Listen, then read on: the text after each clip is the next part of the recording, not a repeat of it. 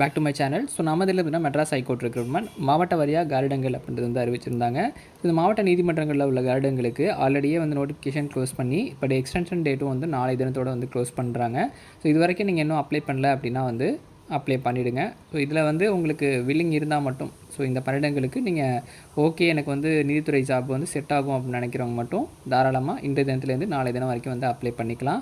So நாளை நள்ளிரவு 12 மணி வரைக்கும் தான் வந்து பண்ண முடியும். ஸோ அதுக்கப்புறம் வந்து அப்ளை பண்ண முடியாது. இதுக்கு மேலேயும் எக்ஸ்டென்ஷன் டேட் அப்படின்றது வந்து கொடுக்க மாட்டாங்க. பேமெண்ட் பண்ணுறதுக்கு மட்டும் 28th லாஸ்ட் டேட் அப்படின்றதையும் அஃபிஷியலாக அவங்க கொடுத்த சர்க்குலர்லேயே வந்து கொடுத்துருந்தாங்க. ஸோ இந்த எக்ஸாமினேஷனுக்கு நீங்கள் ப்ரிப்பேர் பண்ணுறீங்க அப்படின்னா நம்மக்கிட்ட ஃபுல் கவர்டு சிலபஸ் வைஸாக வந்து மெட்டீரியல் அப்படின்றது அவைலபிளாக இருக்குது. ஸோ இந்த ஸ்டடி மெட்டீரியல் அப்படின்றது நமக்கு ஆஃபீஸ் அசிஸ்டன்ட், மசாஜி, டிரைவர், அப்புறம் வந்து வாட்ச்மேன், இன்னும் பார்த்திங்கன்னா எக்ஸாமினர், ரீடர், பைலிஃப்னு பல்வேறு விதமான போஸ்டிங்ஸ்க்கும் அவைலபிளாக இருக்குது. ஸோ இந்த பணியிடங்களுக்கான டேட்டை வந்து எக்ஸ்டெண்ட் பண்ணியிருந்தாங்க.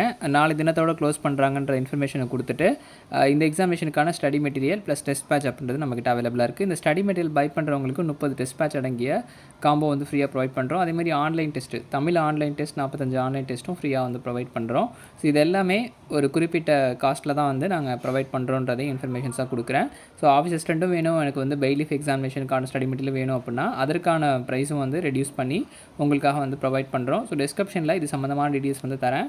பார்த்துட்டு மெட்டீரியல் நீங்கள் பை பண்ணி எக்ஸாம் ப்ரிப்பேர் பண்ணலாம். ஸோ குறிப்பிட்ட தேதிக்குள்ளே வந்து தேர்வு அறிவிப்பு அப்படின்றது வந்துடும். நம்ம ஆகஸ்ட் மந்தில் வந்து எக்ஸ்பெக்ட் பண்ணுறோம். ஸோ அது ஆகஸ்ட் மிடில் நடக்குதா இல்லை ஸ்டார்டிங்கே நடக்குதா அப்படின்றதுலாம் நம்ம போக போக அப்டேட் பார்க்கலாம்.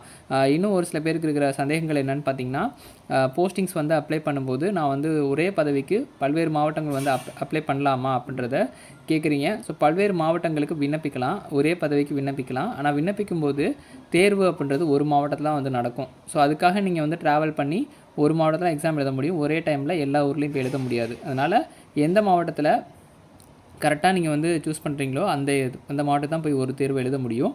அதேமாதிரி மறுநாள் அந்த ஆஃபீஸ் அசிஸ்டன்ட் 8ஆம் வகுப்பு கல்வி தகுதிக்கு மறுநாள் தான் வந்து தேர்வு நடத்துவாங்க. ஸோ அதனால் அந்த மாதிரி போஸ்டிங்ஸ்க்கு ஒரு டிஸ்ட்ரிக் விட்டு ஒரு டிஸ்ட்ரிக் வந்து அப்ளை பண்ணலாம். அந்த மாதிரி பண்ணும்போது நீங்கள் மொதல் நாள் வந்து 10th லெவல் எக்ஸாமினேஷனும் மறுநாள் 8th லெவல் எக்ஸாமினேஷனும் வந்து எழுதுறதுக்கான வாய்ப்புகள் வந்து கிடைக்கும். அதனால் ஃபர்ஸ்ட் ஆஃப் ஆல் நீங்கள் இதை வந்து கிளாரிஃபை பண்ணிவிட்டு அதுக்கப்புறமா தேர்வுக்கு வந்து விண்ணப்பிங்க. ஸோ ஆல்ரெடி நான் வந்து எக்ஸாமினர் வந்து திருச்சிக்கு அப்ளை பண்ணியிருக்கேன், நான் வந்து மதுரைக்கு எக்ஸாமினர் அப்ளை பண்ணலாமா அப்படின்றது கேட்குறீங்க. ஸோ இதெல்லாம் நீங்கள் வந்து உயர்நீதிமன்றத்தினுடைய ஆட்சியர் முகமைக்கு கால் பண்ணி கிளாரிஃபை பண்ணிவிட்டு அதற்கப்புறமா வந்து இந்த தேர்வுக்கு வந்து நீங்கள் விண்ணப்பிச்சுக்கலாம். ஏன்னா ஃபைனலைஸ்டாக சப்மிட் பண்ணுற அப்ளிகேஷன் தான் வந்து அக்செப்ட் பண்ணிப்போன்றதையும் மென்ஷன் பண்ணியிருக்காங்க. ஸோ இதிலே வந்து கொடுத்துருக்காங்க பாருங்கள்.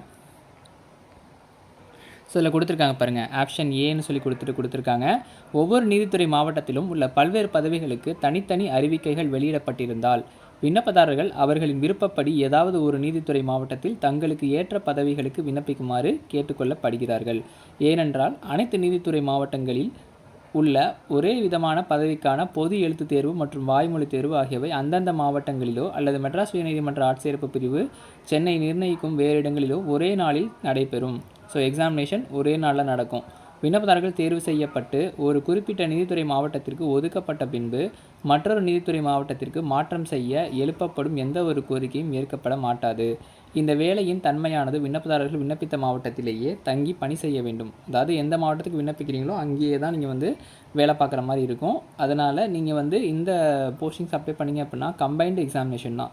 ஸோ எல்லா டிஎன்பிஎஸ்சியினுடைய எக்ஸாமினேஷன் வந்து கம்பைன்டு சிவில் சர்வீஸ் எக்ஸாமினேஷன் சொல்லுவாங்க. ஒருங்கிணைந்த குடிமை பணிகள் அப்படின்னு தான் சொல்லுவாங்க. ஸோ அது மாதிரி ஒருங்கிணைந்த நீதிமன்றத்தில் உள்ள தேர்வுகள் தான் வந்து கண்டக்ட் பண்ணுறாங்க. அப்படி பார்க்கும்போது நமக்கு அனைத்து மாவட்டத்துக்கும் சேர்த்து ஒரே எக்ஸாமினேஷன் தான்.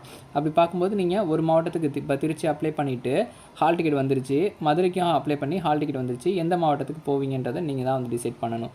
ஏன்னா ஒரு மாவட்டத்தில் போய் எழுத முடியும், மதுரைக்கும் ஒரே டைமில் எக்ஸாமு, திருச்சிக்கும் ஒரே டைமில் எக்ஸாம். ஸோ எப்படி 2 டைம்லையும் ஒரே எக்ஸாமினேஷன் எழுத முடியும்? ஸோ அதனால் ஒரு மாவட்டத்துக்கு விண்ணப்பிச்சுட்டு அந்த மாவட்டத்துக்கு ஃபோக்கஸ்டாக வந்து எக்ஸாமினேஷன் எழுதுங்க.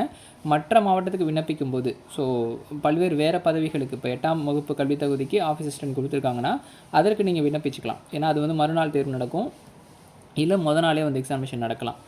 எக்ஸாமினருக்கு முன்னாடி இல்லை வந்து எக்ஸாமினருக்கு பின்னாடி இப்படி நடந்தது அப்படின்னா நீங்கள் அந்த ஊருக்கும் எழுதிக்கலாம், மற்ற மாவட்டத்துக்கு எழுதிக்கலாம். ஸோ 2 எக்ஸாமினேஷனும் எழுதுறதுக்கான எலிஜிபிலிட்டி வந்து இருக்கும். அதனால் இந்த மாதிரி வேணால் பண்ணுங்கள். ஒரே போஸ்டிங்ஸ்க்கு வேறு டிஸ்ட்ரிக்ட் அப்ளை பண்ணிங்கன்னா உங்களுக்கு பைசா லாஸ்ட்டு. தென் வந்து இந்த எக்ஸாமினேஷன் ஒரே நாள் நடக்கிறதுனால அந்த எக்ஸாமினேஷனை நீங்கள் அட்டன் பண்ண முடியாது. ஸோ அதனால் இதெல்லாம் நீங்கள் யோசிச்சுட்டு அதுக்கப்புறமா வந்து விண்ணப்பிங்க. இந்த எக்ஸாமினேஷன் பொறுத்தளவுக்கு எழுத்து தேர்வு, இன்டர்வியூ அப்படின்ற ப்ராசஸில் எக்ஸாமினர், ரீடர் வச்சுருக்காங்க, பெய்லிஃப் வச்சுருக்காங்க. மிச்ச பதவி இப்போ வந்து ஆஃபீஸ் அசிஸ்டன்ட், மசாஜி, நைட் வாட்ச்மேன் இந்த மாதிரி பணியிடங்களுக்கு வந்து பார்த்திங்கன்னா எழுத்து தேர்வு, அதாவது எழுத்து தேர்வு, ஸ்கில் டெஸ்ட்டு, அப்புறம் வந்து இன்டர்வியூ 3 ரவுண்ட் ப்ராசஸில் அது வைக்கிறாங்க. ஸோ எழுத்து தேர்வில் எடுக்கிற மதிப்பெண்கள் தான் உங்களுக்கு எந்த வேலை வாய்ப்பானாலும் வாங்கி தரப்போகுன்றதை உறுதியாக நம்பி எக்ஸாமினேஷனுக்கு ஃபுல்லாக ப்ரிப்பேர் பண்ணுங்கள். இந்த எக்ஸாமினேஷனுக்கான ஸ்டடி மெட்டீரியல் அப்படின்றதும் நம்மக்கிட்ட அவைலபிளாக இருக்குன்றதை நான் ஆல்ரெடி சொல்லிட்டு இருந்தேன். ஸோ மெட்டீரியல் வேணுங்கிறவங்க பை பண்ணி எக்ஸாம் ப்ரிப்பேர் பண்ணுங்கள். நன்றி, வணக்கம்.